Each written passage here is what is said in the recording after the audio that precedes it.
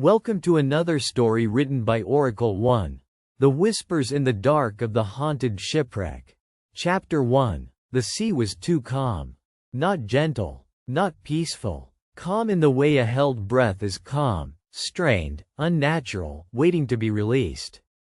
Elias Varn stood at the bow of the small motorboat and stared at the fog-shrouded shape emerging from the water ahead.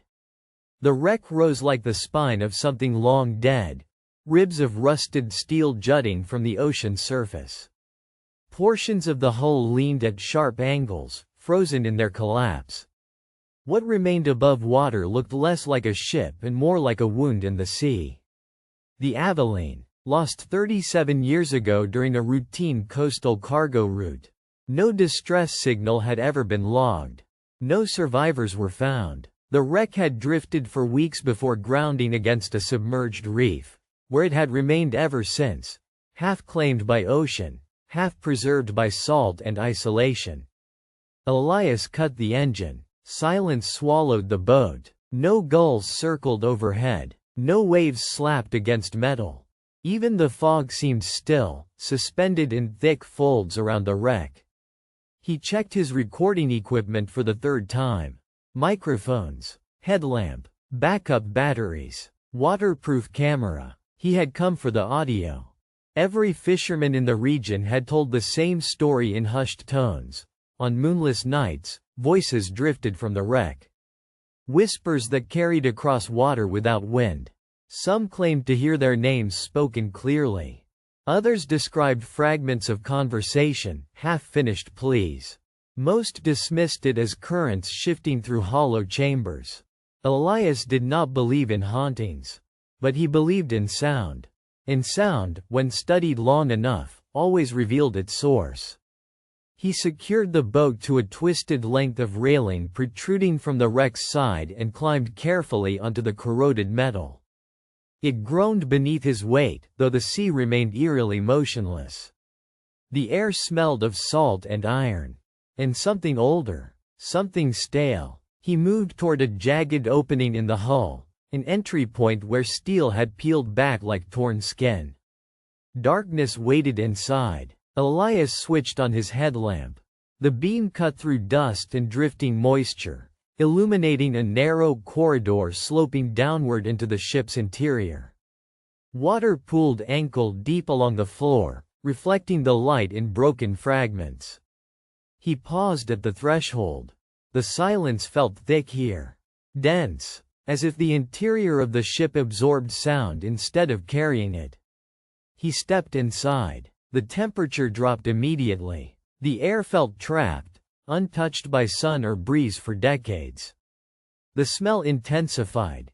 Mildew, rust, something faintly organic beneath it. He moved slowly, careful with each step. His boots disturbed the water with soft ripples, the only sound in the corridor. The walls were lined with peeling paint and exposed wiring. Sections of ceiling sagged overhead. Every surface glistened faintly with condensation. He reached the first intersection and paused. 3 directions, all descending. He chose the one leading toward what had once been crew quarters. As he walked, he activated one of his portable recorders and clipped it to his jacket. Interior access confirmed, he murmured quietly. Structural integrity compromised but stable.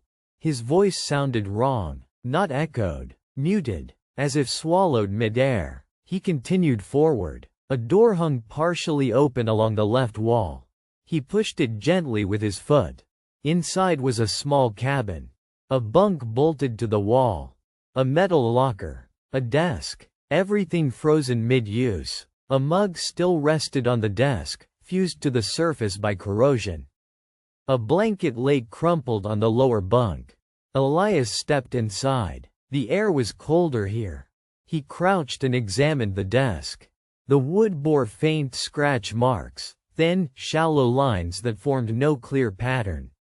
He leaned closer. The scratches were layered, overlapping, as though made repeatedly. A low sound brushed past his ear. He straightened instantly. It was faint, so faint he questioned whether it had happened at all. A whisper, not loud enough to form words. Just breath shaped into something almost articulate. Elias turned slowly. The cabin was empty. The corridor beyond remained dark. He removed the recorder from his jacket and checked the levels. A faint spike, almost imperceptible. He rewound a few seconds and pressed playback. Static. Then, a sound. Beneath the static, soft, layered. He increased the volume carefully. The static thinned, and beneath it, a whisper. Below, Elias froze. He replayed it again. Below, his pulse quickened. It could be interference. Wind through metal cavities. Water shifting in enclosed chambers. He forced himself to remain analytical. He stepped back into the corridor. The darkness seemed thicker now. His headlamp beam felt narrower. He continued downward. The slope grew steeper as he approached what had once been the cargo deck. The water level rose slightly, soaking into the seams of his boots. The ship creaked softly around him. Not the sharp groan of shifting metal. Something slower, like breath moving through lungs. Elias stopped walking. The sound stopped too. He waited. Silence. He resumed. The creaking resumed. He told himself it was structural tension responding to weight distribution. Nothing more. The corridor opened into a wider chamber. Cargo containers lay scattered, some split open, their contents long since claimed by saltwater. Crates had collapsed inward. Chains hung from the ceiling, swaying slightly. Though there was no wind, Elias stepped forward carefully. His headlamp flickered once, then stabilized. He adjusted the strap tighter against his forehead. A new sound emerged, not from behind him, not from the walls, from below. A murmur, faint, continuous, like multiple voices speaking at once beneath several layers of insulation. He swallowed. The cargo deck floor was partially collapsed near the far wall, revealing a stairwell descending into deeper levels. The engine room. The murmur was stronger there. He approached slowly. With each step, the sound grew clearer. Whispers, overlapping, indistinct. His recorder vibrated faintly against his chest from the low frequencies. He crouched near the stairwell opening and angled his head to listen. The whispers shifted, coalesced. Come. He stiffened. It was clearer now. Closer. Come below. His breath caught in his throat. He remained crouched, every muscle locked. The sea outside remained perfectly still. The ship did not sway. Yet the whispers continued, persistent, patient. Elias leaned slightly over the stairwell. Darkness pooled thick at the bottom, swallowing the light from his headlamp before it reached the final steps. The temperature dropped sharply. He exhaled slowly. This is where it's strongest, he muttered into his recorder. His voice sounded thinner than before. He began descending. Each step groaned under his weight. The whispers intensified, not louder, clearer. Individual threads separating from the murmur. Fragments of words. Still here. Don't leave. Below, the air grew colder with every step. By the time he reached the bottom landing, his breath fogged in front of him. The engine room stretched wide and cavernous. Machinery loomed like skeletal remains. Pipes snaked along walls and ceiling. And the water here was deeper. Mid-calf. Dark. Unmoving. The whispers did not echo.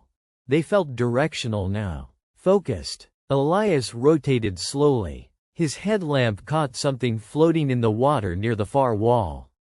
Fabric. A jacket. Navy blue. Faded but intact. He stepped toward it. The water rippled gently around his legs. As he drew closer, he saw the jacket was still being worn. A body lay submerged beneath the surface.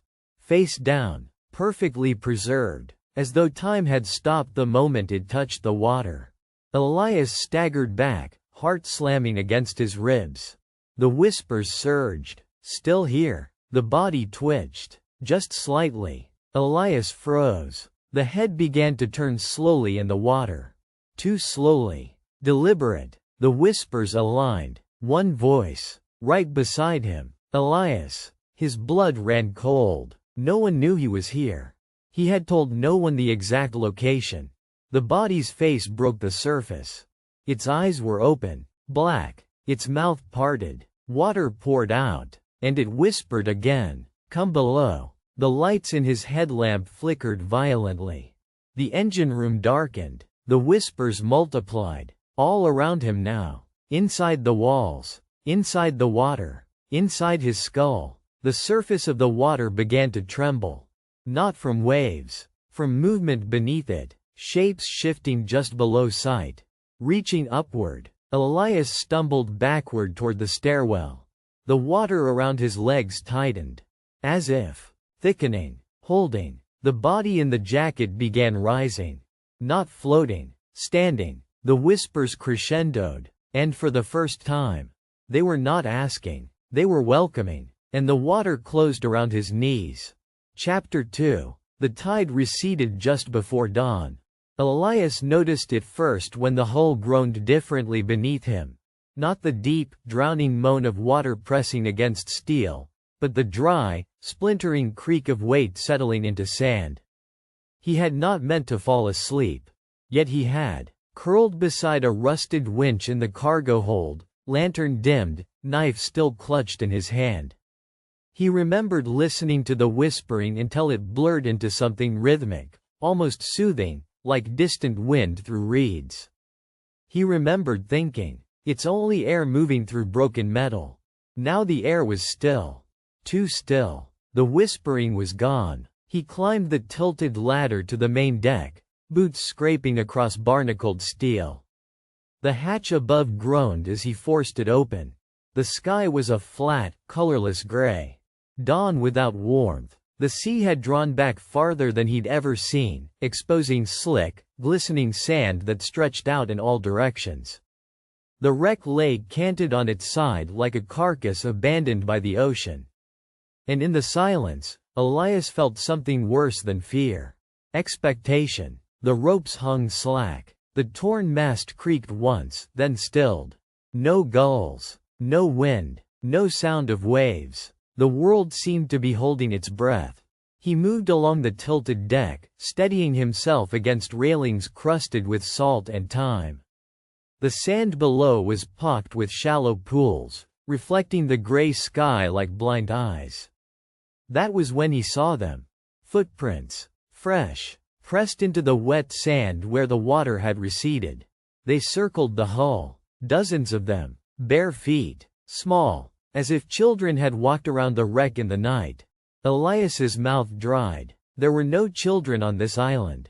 There were no people at all. He scanned the horizon. The lighthouse still stood in the distance, dark and skeletal. No smoke. No movement. The prince led toward the stern, and stopped at the exposed propeller, where the metal blades jutted from the sand like the ribs of some ancient creature. They did not lead away. He swallowed. Something had come from the sea. Or something had climbed out of the wreck. The whispering began again. Not from below. Not from within the hull. From the sand. Soft. Hushed. Dozens of voices layered together.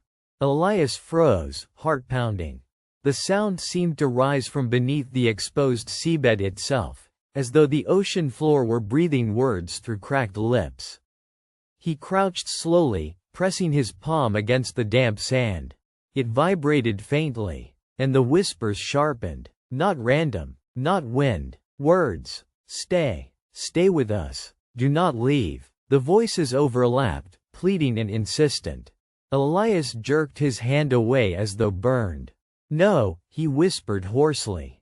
You're not real. The whispers laughed. Not loudly. Just a ripple of soft, overlapping mirth that crawled up his spine.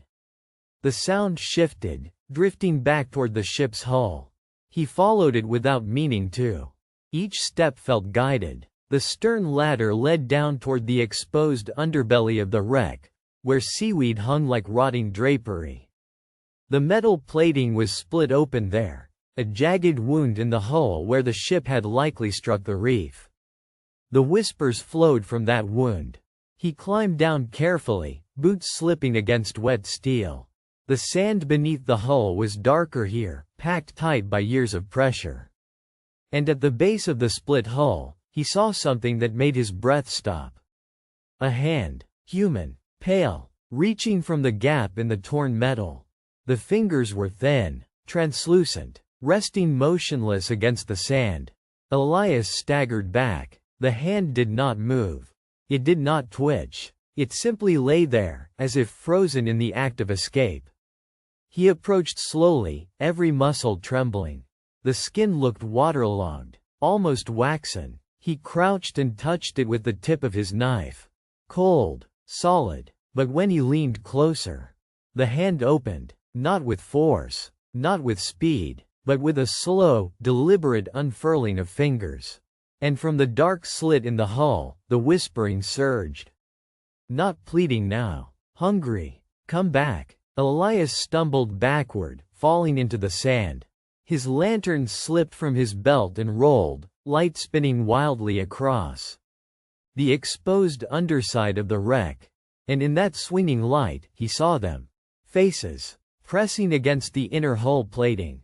Not physical, not fully formed, but impressions. Like soft clay pressed from within. Dozens of faces. Eyes closed. Mouths moving. Whispering. The hand on the sand began to drag forward. Not pulling from within, pulling itself out. The wrist emerged. Then the forearm. But there was no body attached. It was only a limb. Detached. Moving. Elias screamed and scrambled up the ladder, slipping twice before hauling himself onto the deck. The whispering followed. Not louder. Closer. Inside his skull. Stay. Stay. Stay. He ran toward the captain's quarters. The door hung crooked, hinges rusted nearly through. He slammed it shut behind him and shoved a broken chair beneath the handle. His breath came in ragged gasps. The cabin was dim, curtains long rotted away. The desk lay overturned, papers scattered like brittle leaves. The whispering seeped through the walls. Not through cracks. Through the wood itself. Through him. He pressed his hands against his ears. It did nothing. The voices were no longer outside. They were inside his thoughts. Not loud. Not screaming. Just murmuring. As if standing directly behind him. We are not gone. You left us. You will not leave again. Elias shook his head violently. I don't know you, he whispered. I was never here. The cabin door shuddered. Once. Twice. Not as if struck. As if something leaned against it. Many somethings. Slow pressure from the other side. The wood creaked inward. The chair legs snapped. The door swung open. The hallway beyond was empty. But the whispering filled it like fog. Elias backed toward the cabin's only other exit, a narrow porthole overlooking the receded shore. He shoved it open. Cold air rushed in. The tide was beginning to return. He could see it in the distance, a thin line of dark water crawling back toward the wreck. The footprints in the sand were already vanishing. Erased. Something moved near the exposed propeller. Not a person. Not an animal. A shape low against the ground. Crawling. More shapes followed. Dozens. Small. Pale. Emerging from the sand itself. The whispers harmonized. Come down to us. Elias staggered away from the porthole. The cabin walls pulsed faintly. The wood bulged in places, as if something pressed outward from within. Faces again. Mouths forming words through grain and rot. He felt something brush his ankle. He looked down. The severed hand had climbed the stairs. It rested beside his boot. Fingers curling. Inviting. He kicked it across the room, slamming it into the wall. It fell limp, but the whispering intensified. The air thickened. His thoughts began to blur. Memories surfaced unbidden. The ship. Not this one. Another. Years ago. A storm. A crew lost. He had been the only one who survived. He had told himself it was luck. But as the whispers coiled tighter around his mind, something colder surfaced. A choice. A lifeboat. Too small for everyone. The others had begged. He had cut the rope. Left them clinging to the sinking hull. Left them calling his name. Left them whispering into the storm. The cabin darkened, not from clouds. From within, the light thinned, swallowed by shadows pooling in corners. The whispering was no longer layered. It was unified. One voice made of many. You remember. Elias sank to his knees. I had no choice. The deck tilted sharply. Or perhaps he did. The walls seemed to melt away, revealing black water pressing in from all sides. He was no longer inside the cabin. He was standing on open sea. The wreck gone. The sky gone. Only darkness. And floating in that darkness were shapes. The crew. Not as they had been. Their eyes were hollow. Their mouths open. Whispering. You chose. They drifted closer. Hands reaching. Not to drag him down. To hold him in place. You will not leave again. The ocean roared suddenly. Not outside, but around him. Cold water surged up to his chest. He gasped, choking on salt that filled his lungs without entering his mouth. He tried to swim. There was nowhere to swim to. The whispers became the tide. And then, silence. Elias opened his eyes. He was back in the cabin. Water poured through the porthole. The tide had returned. Rapidly. Violently. The ship shuddered as waves struck its hull. Outside, pale shapes clung to the metal, climbing. Inside, the walls were no longer wood. They were flesh. Soft. Breathing. Mouths opening across their surface. All speaking the same word. Stay. The door behind him closed on its own. The handle twisted. Locked. The water rose past his knees. Past his waist. The severed hand floated beside him. Its fingers wrapped gently around his wrist. And beneath the roar of returning waves, beneath the groaning wreck, beneath his own frantic heartbeat, he heard something else. A whisper. Not from outside. Not from the walls. From his own throat. Repeating softly, I will stay. The cabin filled completely. Darkness swallowed everything. And in the black water, Elias realized with a clarity more terrifying than any scream. He was not drowning. He was being welcomed. And the ship was no longer a wreck. It was whole, waiting beneath the sea, with room for one more voice. And the whispers did not fade. They only grew. Chapter 3. Elias did not choke. He did not thrash. He did not feel the tearing burn of salt in his lungs. The water closed over his head like a curtain being drawn, and instead of panic, there was a vast and dreadful calm. He could see, not with his eyes, those were open, but the cabin had vanished. The broken wood, the rotting beams, the rising tide, gone. He stood upright in darkness that was not empty. Shapes moved within it, not drifting like bodies in the sea. Standing, waiting. A deck formed beneath his boots. Solid. Level. The groan of strained metal was replaced by the low, living hum of a ship underway. Lantern light flickered to life along polished corridors. The air smelled not of rot, but of brine and oil and damp rope. The wreck was gone. The ship was whole. And it was sailing. Elias lowered his gaze slowly. His clothes were dry. His hands steady. The severed hand that had clutched his wrist was no longer there. Instead, fingers, his own fingers, rested lightly on the polished wood of a rail. He was standing on the main deck. The mast rose tall and intact above him, sails billowing with wind he could not feel. Beyond the railing, the sea stretched black and endless, moonlight glimmering across its surface like shattered glass. But there was no moon in the sky. No stars. Only a vast, depthless dark.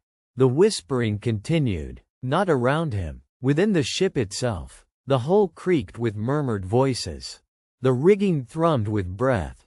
The planks beneath his boots vibrated faintly, as if carrying conversation through their grain. You stayed. The words came from everywhere. Elias turned slowly. Crew members stood along the deck. Dozens of them, men and women in oilskins and salt-stiff coats.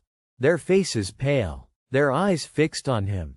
Not hollow now. Watching, waiting. He recognized them, not from photographs, from memory, from a storm years ago when waves rose like walls and lightning tore the sky open. He had watched them cling to railings. He had heard them shouting his name. He had seen their hands reaching as the lifeboat drifted away. And he had cut the rope. Their expressions were not twisted with rage. Not yet. They were calm. "Captain," one of them said softly. The word struck him like a blow. "I was never your captain," Elias whispered. But even as he said it, he felt the lie unravel inside him. The uniform jacket settled over his shoulders like something long worn. The brass buttons gleamed. His hands, steady, sure, bore the faint, familiar calluses of command. The deck shifted gently as if the ship acknowledged him. "You chose," another voice murmured. The crew began to move, forming a path down the center of the deck. Toward the helm, the wheel stood at the stern, polished wood and brass, gleaming as though untouched by rust or time. The sea beyond it was not water. It was a vast darkness, thicker than night. Alive, waiting. Elias stepped forward. Each footfall echoed with layered whispers. "Stay, stay, stay." The crew's eyes followed him. Not accusing, expectant. He reached the wheel. His fingers hovered inches from it. The moment stretched thin as glass. If he touched it, something would be sealed. If he refused, the sea beyond the rail began to churn. Black shapes rolled beneath its surface. Not waves. Bodies. Dozens. Hundreds. Hands reaching upward through the dark water, brushing the hull. The ship shuddered. A low, resonant hum vibrated through the deck. "Hungry. You left us to drown," a voice said from behind him. He did not turn. "I had no choice," Elias answered, though the words sounded small now. "There is always a choice." The sea rose higher, licking at the sides of the ship. Pale faces surfaced briefly before sinking again. The crew stepped closer. Their boots made no sound. "Take the wheel," they whispered in unison. "Guide us." "To where?" Elias breathed. The darkness ahead shifted. A horizon formed, faint and gray. Not land, not sky. A place between. A shoreline made of shadow, stretching endlessly. As he stared, he began to see figures standing along that shore. New figures. Lost sailors. Wrecked passengers. Drowned children. All staring out into the Black Sea. Waiting. For rescue. For a ship that would never bring them home. Until now. Understanding crept into him like cold. This ship did not drift aimlessly. It sailed. It found the lost. And it kept them. The whispers were not random. They were the sea's memory. The crew behind him were not trapped. They were bound. Bound to gather others. Bound to swell the chorus. "You are not here to suffer," one crew member said gently. "You are here to serve." The word twisted inside him. Serve. A new wave struck the hull. The ship groaned with pleasure. Elias's reflection flickered in the polished brass of the wheel. But the face staring back was not quite his. The eyes were deeper, darker, the skin faintly translucent, as if lit from beneath by distant water. The mouth curved in a subtle smile he did not feel forming. "You cut the rope," the reflection whispered. "And now you hold it." The rigging above creaked. Lines unfurled from the mast like veins. They hung loosely. Over the side of the ship, trailing into the sea. Ropes. Waiting to be thrown. Waiting to be cut. The figures along the shadowed shore raised their hands. Elias felt something shift inside him, not fear, but alignment. The guilt that had gnawed at him for years no longer burned.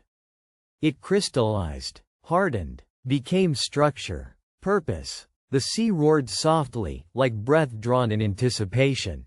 He wrapped his fingers around the wheel. The wood was warm, alive. The moment he touched it, the whispering stopped. Not faded, stopped. Absolute silence. The crew inhaled together. The sea stilled. The shadowed shore sharpened into focus.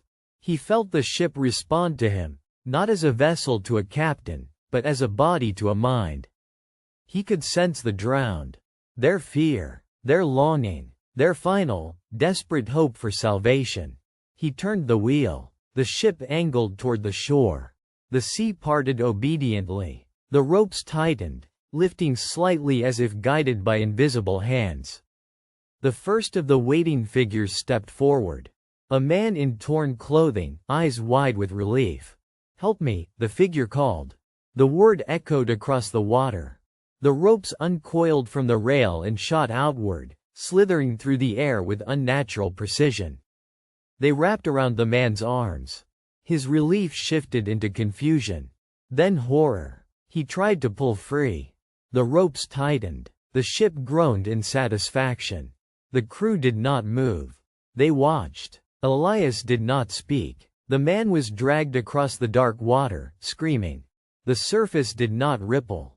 He was pulled upward, lifted over the rail, and dropped onto the deck.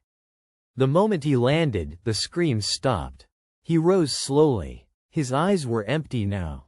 His mouth opened. A whisper emerged, and joined the chorus. The silence shattered. The whispers returned, louder than ever. Not pleading, not accusing, celebrating. Elias felt the vibration through the wheel, through his bones. The ship hungered. The shore was full. The ropes lashed out again. And again. Figures were dragged from the dark shoreline, from beneath the sea, from places unseen. Each time they struck the deck, their cries dissolved into whispers. Each time, the ship grew stronger. The crew grew denser. The voices layered deeper. Elias's reflection in the brass no longer resembled the man who had once clung to a lifeboat. It resembled something older, patient. He understood now. The storm years ago had not been random. The wreck had not been accident. The sea had marked him the moment he chose himself over others. He had not escaped. He had been spared. Spared to return, to command, to continue. A final figure remained on the shadowed shore. Small, barefoot, a child. The child looked directly at him. Not pleading, not afraid, recognizing. Elias's grip tightened. Something flickered. Something almost human. He remembered another storm, another night, a smaller boat, a promise made long ago that he would always protect. The ropes moved on their own. They shot outward, wrapped around the child's wrists. For a single heartbeat, Elias tried to release the wheel. His hands would not move. The ship would not allow it. The child's mouth opened. No scream came, only a whisper. "Father." The word struck like lightning. The memory tore fully open. A smaller vessel. A family excursion. A sudden squall. He had saved himself first. Always himself first. The child was dragged across the dark water. Lifted. Dropped at his feet. The deck absorbed the impact like flesh accepting blood. The child stood slowly. Eyes hollow. Mouth opening. "Stay," the child whispered. Elias felt something inside him finally fracture. Not guilt. Not fear. The last illusion. He was not chosen because he survived. He survived because he was chosen. The sea did not punish the selfish. It recruited them. He turned the wheel again. The shadowed shore dissolved. The ropes recoiled. The crew resumed their places. The ship sailed into the endless dark. Behind him, the whispers blended into one continuous, living breath. Ahead, the sea waited. And far above the black water, where no moon shone and no stars burned, something watched the ship move steadily across its surface. Not guiding, not commanding, observing, as if satisfied. On the distant coastline, in the waking world, the wreck remained. Broken, tilted, silent, the tide washed in and out. Around it, fishermen sometimes claimed they heard faint murmuring when the fog rolled in. Some said it was only wind caught in hollow metal. Others swore the whispers sounded almost like names. And on nights when the sea lay unnaturally still, the wreck would creak, not with decay, but with movement. As if something beneath it had shifted. As if something had turned its wheel. And far below the surface, in waters no diver could reach, a whole ship sailed eternally through darkness. Its captain steady at the helm. Its ropes ready. Its crew whispering. Always whispering. For more stories, like and subscribe.